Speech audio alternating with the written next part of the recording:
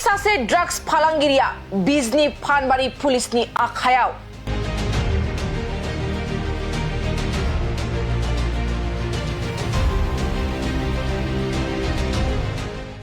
बिजनी फानबारि पुलिसनि अपारेशनाव ड्राग्सजों लोगोसे सासे फालांगिरिखौ हमदों।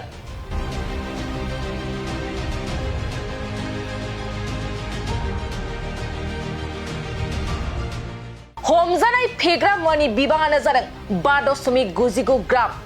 नंगौ, थांनाय सानाव फानबारि पुलिस थानानि बिबानगिरि बिपल बिश्वासनि दैदेननायाव मोनसे सिग्रोमनायावनो बांगोनामारिनि गोथैसालियाव 30 बोसोर बैसोनि मय हुसेन मुंनि सासे फालांगिरिखौ खायो आरो बे हमजानाय ड्राग्स फालांगिरिनिफ्राय गंबा ड्राग्सजों बुंफबनाय कन्टेनारजों लोगोसे गंसे मबाइल फनबो बोखांनो हादों।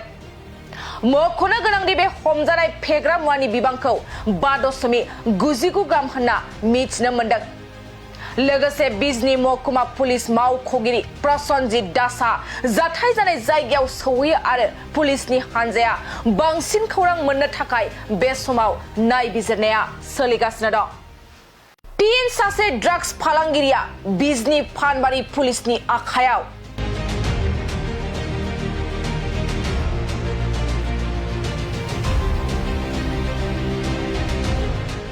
बिजनी फानबारि पुलिसनि अपारेशनाव ड्राग्सजों लोगोसे सासे फालांगिरिखौ हमदों।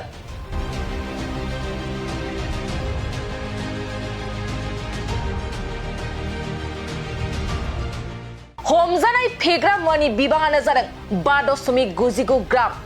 नंगौ, थांनाय सानाव फानबारि पुलिस थानानि बिबानगिरि बिपल बिश्वासनि दैदेननायाव मोनसे सिग्रोमनायावनो बांगोनामारिनि गोथैसालियाव 30 बोसोर बैसोनि मय हुसेन मुंनि सासे फालांगिरिखौ खायो आरो बे हमजानाय ड्राग्स फालांगिरिनिफ्राय गंबा ड्राग्सजों बुंफबनाय कन्टेनारजों लोगोसे गंसे मबाइल फनबो बोखांनो हादों।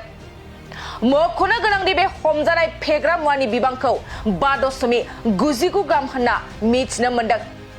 लोगोसे बिजनी महकुमा पुलिस मावख'गिरि प्रसन्नजित दासआ जाथाय जानाय जायगायाव सौहैयो आरो पुलिसनि हानजाया बांसिन खौरां मोननो थाखाय बे समाव नायबिजिरनाया सोलिगासिनो दं। फिन सासे ड्राग्स फालांगिरिया बिजनी फानबारि पुलिसनि आखायाव।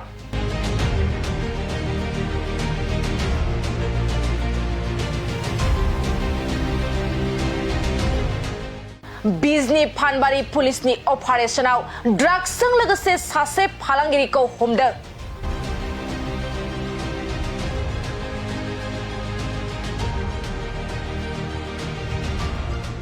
हमजानाय फेग्रा मुवानि बिबाङानो जादों 5.99 ग्राम।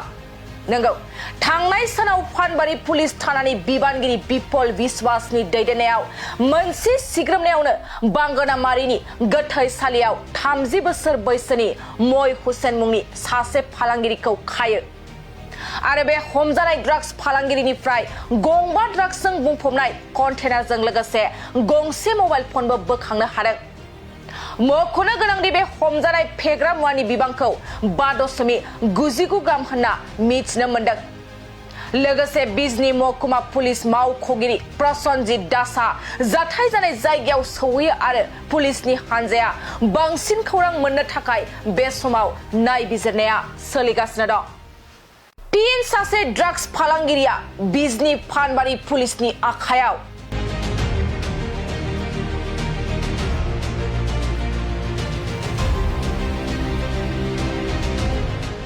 बिजनी फानबारि पुलिसनि अपारेशनाव ड्राग्सजों लोगोसे सासे फालांगिरिखौ हमदों।